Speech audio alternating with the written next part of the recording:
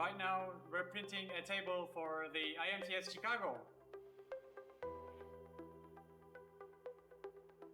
We're using polypropylene with glass fiber reinforcement.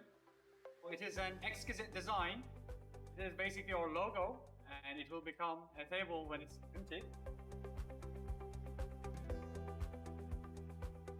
What makes this design unique is that it starts in separate sections, and in the middle, the sections get united.